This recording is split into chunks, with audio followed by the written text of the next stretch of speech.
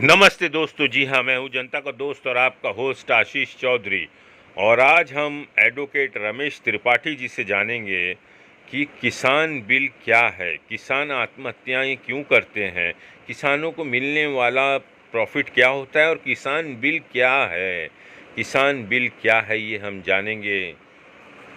और आज हम बैठे हैं एडवोकेट रमेश त्रिपाठी जी के पास। जी हाँ, जो कि एक जाने माने वकील हैं। और हम इनसे बात करेंगे कि कृषि बिल, यानी हमारा देश जो है, भारत देश एक कृषि प्रधान देश है। और यहाँ पे जो फार्मर्स के ऊपर और कई तरह से महाराष्ट्र में तो खास करके आत्महत्याएं होती रहती हैं। तो त्रिपाठी जी, इसके ऊपर थोड़ी सी रोशनी डालिए हमारे दर्शकों के लिए। आज हम बात करेंगे जो सेंट्रल गवर्नमेंट ने 3 बिल बनाए हैं फार्मर्स के लिए, उसके ऊपर हम अलग अलग नहीं, तीनों आज कलेक्टिवली मिलकर के बात करेंगे कि जो ये बिल जो बना है, क्या सबसे पहले क्या सेंटर बना सकता है। दूसरा हम बात करेंगे कि जो सेंटर और स्टेट का इस मामले में डिस्प्यूट हो रहा है वो डिस्प्यूट क्या है। तीसरा हम लोग बात करेंगे कि जो राज्यसभा में इस बिल को लेकर के राज्यसभा मेंबर्स ने जो इसमें बिल को फाड़ा, जो सब किया, उसमें क्या सुप्रीम कोर्ट जाया जा सकता है। और फाइनली बात करेंगे कि ये जो फार्मर्स बिल बना है, इससे फाइनली फार्मर्स को रिफॉर्म होगा कि नहीं होगा।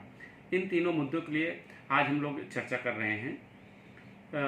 इसके बारे में आपको बताना चाहता हूँ कि जब 1947 में देश आज़ाद हुआ तो उस समय ऐसा सिस्टम्स था कि किसान अपने प्रोडक्ट को डायरेक्ट लोगों को बेच दिया करता था, प्रोड्यूस जी। कर करके। लेकिन उस समय देश में गरीबी बहुत ज़्यादा थी और उनको अपनी खेती करने के लिए पैसा की ज़रूरत पड़ती थी। तो उस पैसे की ज़रूरत लिए स्थानीय साहूकारों से वो जो पैसा लेते थे, तो स्थानीय साहूकार उनसे इतना ज़्यादा इंटरेस्ट चार्ज करते थे कि वो इंटरेस्ट किसान भर नहीं पाते थे। और उसके लिए साहूकार लोग क्या करते थे, जो उनके खेती में जो प्रोड्यूस होता था उसको ज़बरदस्ती ले लिया करते थे। ये समस्या दिन ब दिन बढ़ती जा रही थी और उस खेती में जो किसान जो पैदावार करते थे वो उससे इतना भी नहीं कमा पाते थे कि वो अपना भरण पोषण कर पाएँ और जो इंटरेस्ट है वो साहूकारों का भर पाएँ। और दिनों अगले बार फिर उनको जब कुछ अपना प्रोड्यूस करना पड़ता था तो फिर उन्हीं साहूकारों से पैसा लेना पड़ता था और उनके इंटरेस्ट पे जो हाई इंटरेस्ट चार्ज करते थे। ये समस्या दिन ब दिन बढ़ती जा रही थी। तो उस समय की तत्कालीन सरकार ने 1963 में एग्रीकल्चर प्रोडक्ट मार्केट लॉ लाया और उसमें ऐसा प्रावधान किया गया कि उसमें जो टोटल 22 क्रॉप्स को आइडेंटिफाई किया गया और उनके बारे में बिल बनाया गया कि उस बिल के बनने के बाद वो बिल ऐसा राइट देता है कि जो किसान है अब वो डायरेक्ट कंज्यूमर को अपना प्रोडक्ट नहीं बेच सकता है। और उसके लिए एक एमएसपी डिसाइड किया गया, मिनिमम सपोर्ट प्राइस करें या मिनिमम सेल प्राइस करें, कि उससे नीचे किसान को पैसा नहीं दिया जा सकता और उससे नीचे की खरीदारी नहीं की जा सकती। और अगर उससे नीचे की खरीदारी की जाएगी तो जो ट्रेडर्स हैं उनके ऊपर पनिशमेंट किया जाएगा। लेकिन उसके लिए ये भी शर्त रखी गई कि किसान बाहर अपने उपज को, अपने जो प्रोड्यूस किया उसको बेच नहीं सकता। तो अब इसके लिए हमको ये समझना पड़ेगा कि किसान में जो एपीएमसी मार्केट कमेटी बनी उसमें ट्रेडर्स बने।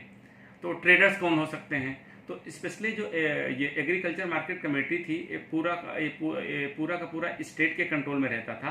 तो ऐसा भी आरोप लगाया जाता है कि जो ट्रेडर्स बने और जो राज्य सरकारों के जो जिनके ऊपर राजनीतिक पॉलिटिकल ये था, बरदस्त था, या जो इनका पॉलिटिकल लिंकअप था, वो लोगों को ही ट्रेडर बनाया गया।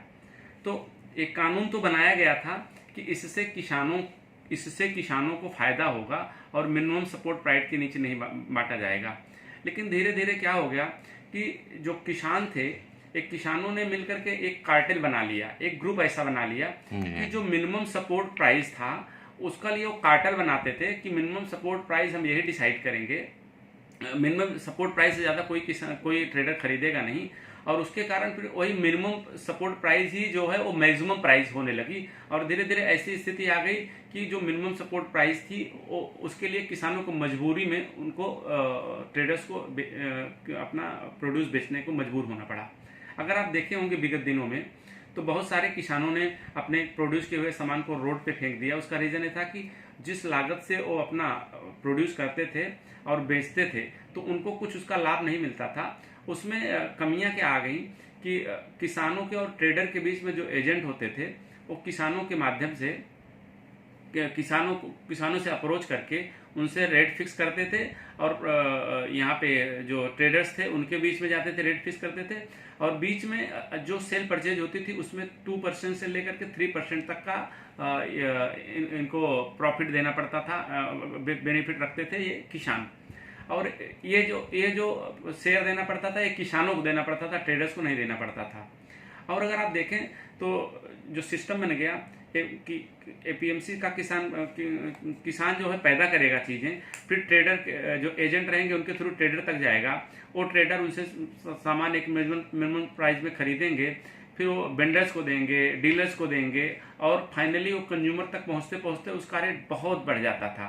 तो अगर आप देखेंगे तो जो किसान से अगर समझो कि कोई चीज़ 10 रुपये की खरीदी गई, तो फाइनली यहाँ तक पहुँचने तक, कस्टमर के पहुँचने तक वो कभी कभी 50 रुपये, 60 रुपये, 70 रुपये की हो जाया करती थी, और पूरा उसका बीच का बेनिफिट ट्रेडर्स लोग खा लेते थे जी। और इसके लिए अगर आप देखेंगे जो मिनिमम सपोर्ट प्राइस थी उसमें कोई ट्रांसपेरेंसी नहीं थी, और ट्रांसपेरेंसी नहीं थी। अब अभी आप देखो कि जो अगर आप चावल पैदा करते हो, अच्छा ये कृषि अपना जो एपीएमसी मार्केट कमेटी है ये आती है स्टेट गवर्नमेंट के कंट्रोल में, और जो मिनिमम सपोर्ट प्राइस है इसको सेंटर फिक्स करता है। अब आप देखिए कि जो किसान छत्तीसगढ़ में चावल पैदा करेगा और अगर एक किसान केरला में चावल पैदा करेगा तो दोनों की लागत में फर्क आएगा, लेकिन नियम के तहत जो मिनिमम सपोर्ट प्राइस रहती थी पूरे देश की एक रहती थी, तो उसमें भी वेरिएशन था, और उसमें कोई भी ट्रांसपेरेंसी नहीं थी कि जो मिनिमम सपोर्ट प्राइस किया गया है क्या बेस पे किया गया था। तो उसमें अगर आप देखेंगे तो उसके कारण जो कानून किसानों को मदद करने के लिए बनाया गया था वही कानून उन किसानों का शोषण करना चालू कर दिया, और उसके कारण किसान लोग आत्महत्या करने लगे। अगर आप नेशनल क्राइम ब्यूरो का डाटा देखेंगे तो 2018 का जो डाटा है, जो पूरे देश में आत्महत्या हुई है अप्रॉक्सीमेटली 1,30,000 हुई है, और उसमें से लगभग 1,24,000 हुई है, उसमें से लगभग 10 या 12,000 किसानों ने आत्महत्या की है, जो मिनिमम 7% के आसपास है। अगर ये एपीएमसी मार्केट के रूल्स रेगुलेशंस इतने ही अच्छे थे तो उसमें किसान ही क्यों आत्महत्या करते थे, कोई ट्रेडर क्यों नहीं आत्महत्या करता था। तो इससे ये साबित होता है कि ये जो एपीएमसी मार्केट कमेटी के ला बनाए गए थे इनको समय के साथ इनको चेंज करने की ज़रूरत थी। अगर आप देखें तो इसीलिए 1991 में उस समय की तत्कालीन गवर्नमेंट ने बहुत सारी चीज़ों को सरकार के नियंत्रण से बाहर किया, और प्राइवेट सेक्टर को खुली छूट दी। लेकिन उस समय एपीएमसी मार्केट में प्रोड्यूस की जो चीज़ें थी या इससे रिलेटेड जो चीज़ें थी उसको प्राइवेटाइजेशन के लिए नहीं किया गया, जो कि उस समय की ज़रूरत की मांग थी जी। तो अगर इस परिप्रेक्ष्य में देखा जाए तो जो आज के दौर में जो कानून बनाया गया है किसानों के, जो अभी इसमें सुधार लाए गए हैं, जो अमेंडमेंट लाए गए हैं, और जिसमें सेंट्रल गवर्नमेंट ने किसानों को खुली छूट दिया है कि वो किसान अभी आज के दौर ये कानून लागू होने के बाद अब जो मिनिमम सपोर्ट प्राइस या मिनिमम सेल प्राइस है वो एपीएमसी नहीं डिसाइड करेगी, वो किसान अपना प्राइस खुद डिसाइड करेगा। किसानों को इस कानून के तहत किसानों को अधिकार है, वो चाहे तो अपना सामान एपीएमसी मार्केट कमेटी में जाके बेच सकता है, और चाहे तो वो प्राइवेट भी बेच सकता है, उसको खुली छूट है।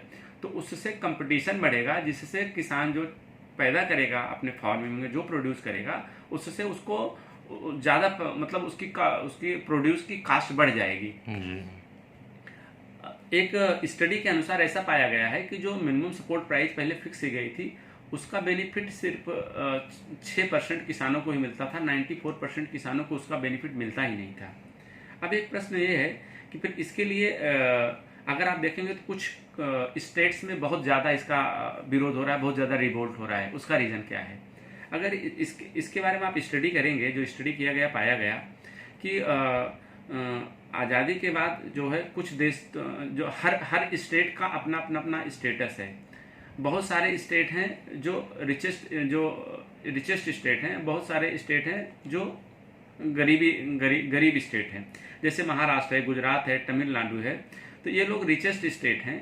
और कुछ बाकी जो स्टेट हैं वो वहाँ पे वो इतने रिचेस्ट स्टेट नहीं है। तो विरोध जो हो रहा है उसका रीज़न क्या है कि अभी जैसे पंजाब, अगर आप देखेंगे पंजाब में ज़्यादा विरोध हो रहा है, तो उसका रीज़न क्या है कि जो स्टेट गवर्नमेंट रहती है, एपीएमसी मार्केट कमेटी में जो जो फार्मर्स के प्रोड्यूस आते हैं उसके ऊपर ये लोग टैक्स लगाते हैं। ये 2% से चालू होकर के मैक्सिमम 8% तक जाता है, 8 साढ़े 8%। अभी जैसे अगर हम पंजाब सरकार का उदाहरण लेंगे तो वहाँ की सरकार ऐसे प्रोडक्ट पे 8% टैक्स लेती है। अगर आप 2018 अभी करंट डाटा देखेंगे तो करंट ईयर्स में उनको इस एपीएमसी मार्केट से लगभग 1750 करोड़ रुपए का रेवेन्यू जनरेट हो रहा था, जो उनके पिगी बैंक में जा रहा था। अभी जो कानून बना है उसमें ये टैक्स जो है सेंट्रल गवर्नमेंट में जाएगा। इसी के लिए ये स्टेट गवर्नमेंट जो है विरोध कर रही है। लेकिन इन किसानों की समस्याओं को लेते हुए बहुत सारे स्टेट ने इसमें रिफॉर्म्स किए हैं, जिसमें महाराष्ट्र है, कर्नाटका है, बिहार है। वो लोगों ने बहुत सारे अमेंडमेंट किए हैं जो अभी नए बिल में आया हुआ है, उसको ऑलरेडी उन लोगों ने अडॉप्ट किया हुआ है। तो इससे एक चीज़ तो लगती है कि इस जो तीनों बिल बनाए गए हैं, या जो एपीएमसी मार्केट कमेटी का जो ऑलरेडी एक्ट था, उस एक्ट को अमेंडमेंट करने की जरूरत थी समय के हिसाब से जी। और जो सरकार ने किया है और एकदम सही काम किया है जी। अभी इसमें अगर एक चीज आएंगे कि इस फार्मर बिल को लेकर के राज्यसभा में जो राज्यसभा सांसदों ने हंगामा किया, जो बिल को फाड़ा, जो वहाँ पे हंगामा किया, क्या उसको लेकर के क्या एक क्वेश्चन आता है, क्या उसको सुप्रीम कोर्ट में चैलेंज किया जा सकता है कि नहीं? तो अगर आप कॉन्स्टिट्यूशन पढ़ेंगे तो उसमें ऐसा है कि राज्यसभा और जो लोकसभा की कार्रवाई है उससे इम्यून किया हुआ है सुप्रीम कोर्ट ने। वहाँ के अंदर की जो उस पेरिफेरी के अंदर, उस दीवार के अंदर जो भी एक्ट होगा उसको सुप्रीम कोर्ट से ऑलरेडी बाहर किया गया हुआ है, तो उसके ऊपर कोई एक्शन नहीं किया जा सकता है। अब एक क्वेश्चन आता है कि क्या एपीएमसी मार्केट कमेटी से रिलेटेड जो रूल्स हैं ये सेंट्रल गवर्नमेंट बना सकती है कि नहीं बना सकती है? अगर आप कॉन्स्टिट्यूशन का 7th शेड्यूल पढ़ेंगे तो उसमें लिस्ट दिया गया है कि कौन कौन से रूल कौन बना सकता है, कि सेंटर क्या लॉ बना सकता है, स्टेट क्या लॉ बना सकता है, और सेंटर और स्टेट दोनों के क्या रूल्स बना सकते हैं, या सेंटर सुपरसीड करके क्या रूल बना सकता है।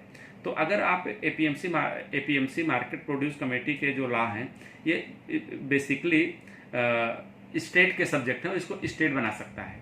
लेकिन अगर उसकी लिस्ट 3 देखेंगे 7 शेड्यूल की, तो उसमें जो एक कंकरेंट लिस्ट होती है, कंकरेंट लिस्ट में क्या है, जिसमें स्टेट और सेंट्रल दोनों को पावर है कि जो सब्जेक्ट, अगर कोई ऐसा सब्जेक्ट है कि जिसका इफेक्ट, जिसका इम्पैक्ट पब्लिक पर ज़्यादा पड़ता है और सेंटर और स्टेट दोनों उससे प्रभावित होते हैं, तो उसमें आर्टिकल 248 में सुप्रीम कोर्ट को राइट हो जाता है कि वो ऐसे बिल बना सकते हैं।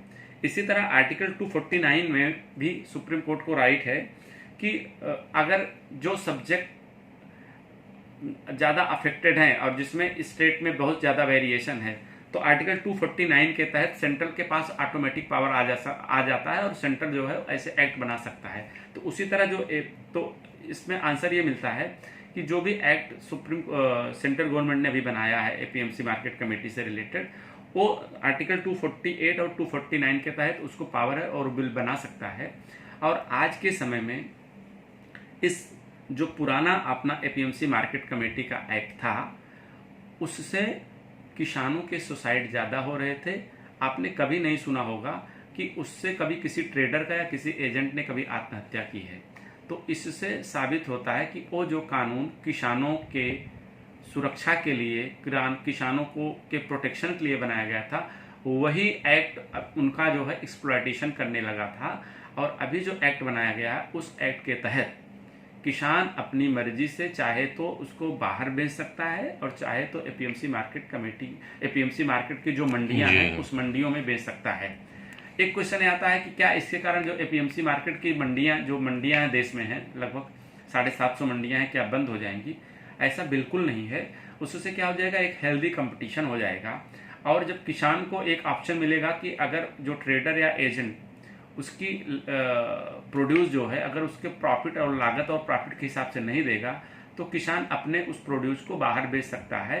तो इसमें जो किसानों का एक्सप्लॉयटेशन होता था वो एक्सप्लॉयटेशन रुक जाएगा और इससे किसान जो है किसान को उसकी लागत और प्रॉफिट के साथ मिलेगा और किसान संपन्न होगा। दूसरा एक क्वेश्चन आता है कि क्या उसके कारण जो है ये जो बड़े बड़े कारपोरेट हैं किसानों की ज़मीनों को हड़प लेंगे?